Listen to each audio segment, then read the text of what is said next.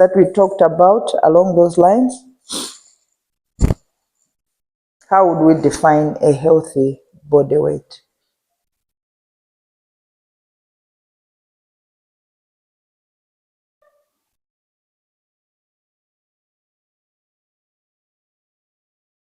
We know what healthy is, right?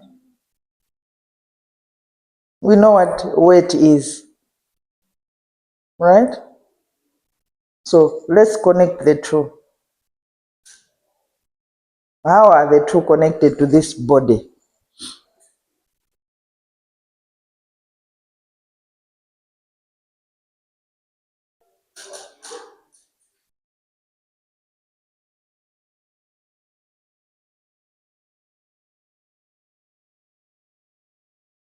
What is a healthy body weight?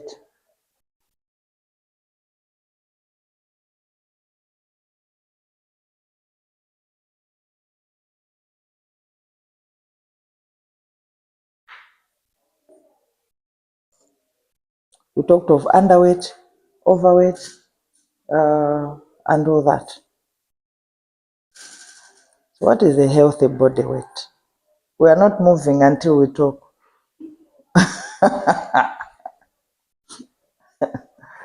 We are not moving until we say something. What is a healthy body weight?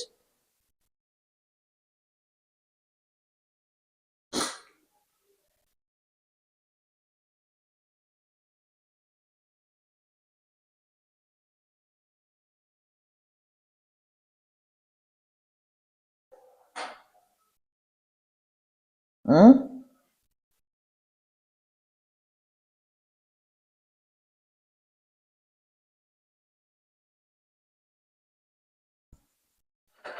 So that means we are looking at the body requirements, right? What the body needs in as far as it being healthy. I'm using the word healthy with the background understanding that we already defined this word and we know what it is, right? So every person has specific needs or requirements for the body to be healthy, for the body to function normally, for the body to be able to utilize whatever foods that it takes in and be able to have a balance. Okay? And remember, there were issues of cases where somebody's weight is too low compared to their age, where somebody's weight is too low compared to their height.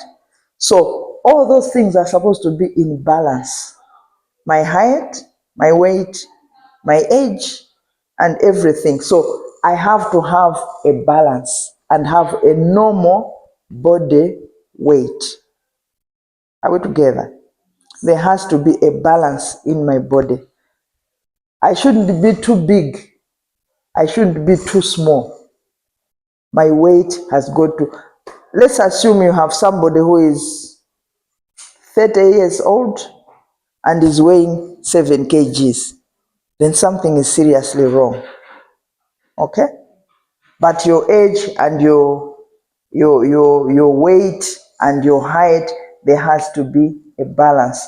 And remember, when we're looking at wellness, we said good health or wellness is not necessarily the absence of disease, but the way I'm thinking, the way I'm analyzing things. So emotional, social, and intellectual, and all those things have got to come into play. And we challenged each other to say, let's make sure by the end of this semester we should all be well. There shouldn't be cases of where I'm not able to control my emotions. There shouldn't be cases where I'm failing to analyze situations. My brain is failing to analyze things. There shouldn't be any situation where I'm failing to make friends with some other people. Okay? So there should be a comprehensive balance. Somebody might say, but is that possible? Because most of the times we meet things that will either affect you in one way or the other. So we have a responsibility. Remember, we said we need to take time to take care of the you. Nobody will take care of you better than yourself. Okay? Nobody will take care of that body better than yourself. So we have a responsibility to make sure we are emotionally well, we are physically well, we are socially well, spiritually well, and all those things are coming into play, into balance. Any questions that far? So we need to learn to value ourselves. Value yourself.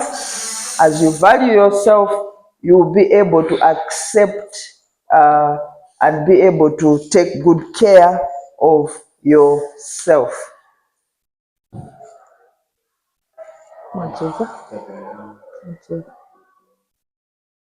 Community health management of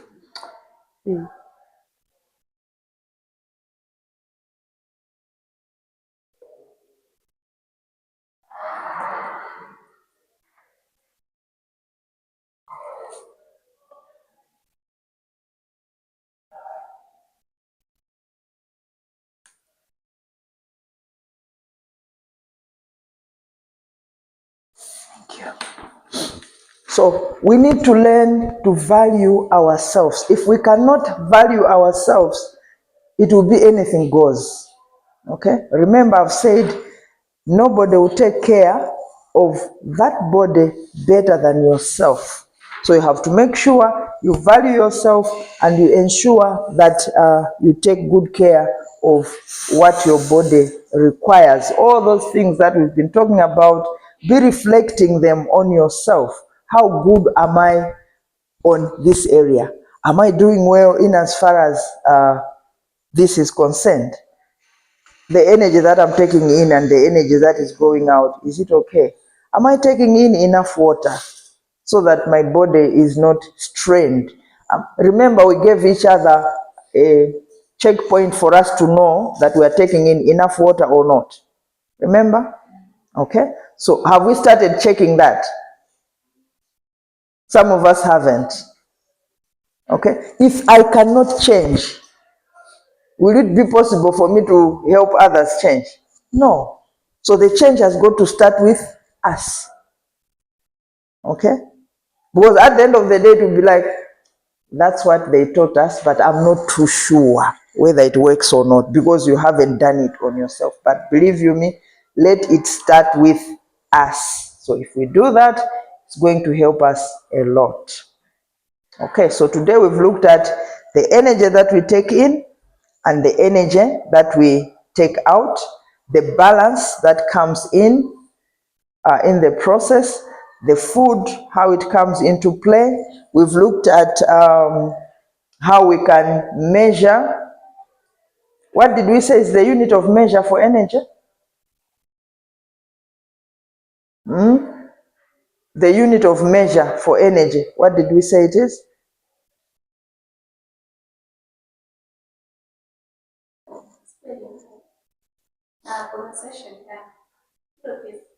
Kilocalorie. Okay, so that's the unit of measure. The instrument that is used to measure energy, the bomb calorimeter. Let's not forget that. Okay, so we've looked at some of the factors that influence the energy balance. We've looked at appetite, how it affects the energy. Okay, how it prompts someone to eat and not to eat, how it forces someone to eat a little or when to stop, when to start eating, how the body decides how to eat and how often. We've looked at hunger, how hunger affects the food that we eat, whether I'm hungry or not, the psychological, the physiological responses that hunger brings due to the trigger from the brain. We've looked at how climatic conditions influence hunger. And we've also looked at satiation and satiety. We differentiated those two. What's the difference? What did we say was the difference between those two?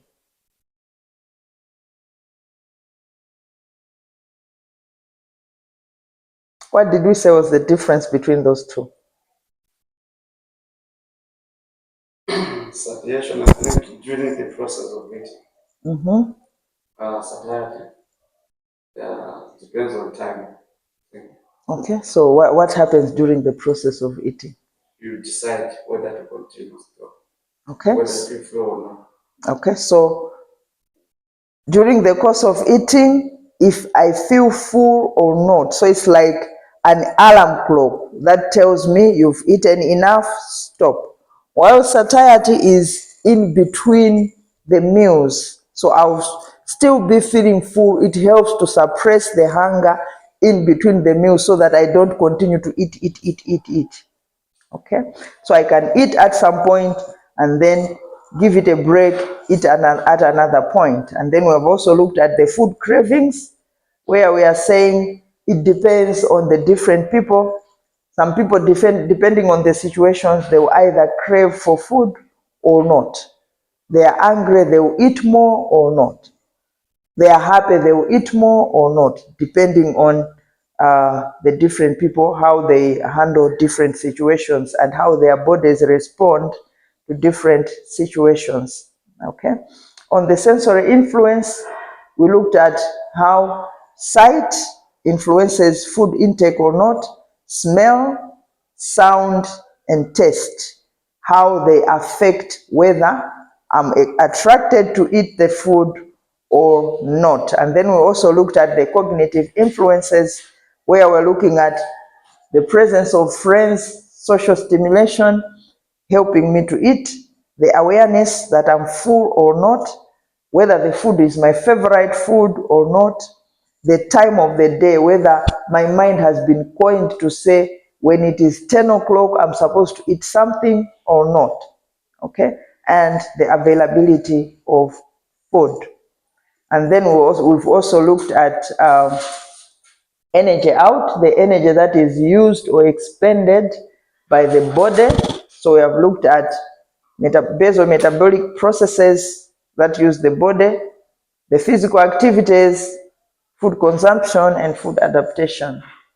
Okay, so on the basal metabolic processes, we looked at being able to maintain the body temperature, ensuring our lungs are able to inhale and exhale. Those are just some of the examples. There are a lot of processes that take place in our bodies, the formation of red blood cells, the use of the kidney, and all those. Okay. Any questions? That's the summary of our day's topic. Like I said before we started the class, please make sure you write your assignment on time so we can have time to revise it before your mid-semester exams. Otherwise, if you submit late, you will not have time for revision,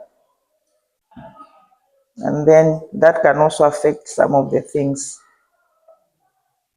Any questions? Is the assignment clear? The assignment is clear. Very easy. That assignment is very clear and very easy, and I'm expecting all of you to make it. Okay. Like I said, if you still don't understand anything, please reach out. Okay. Reach out. Let's talk so that you are able to understand and then do the right things.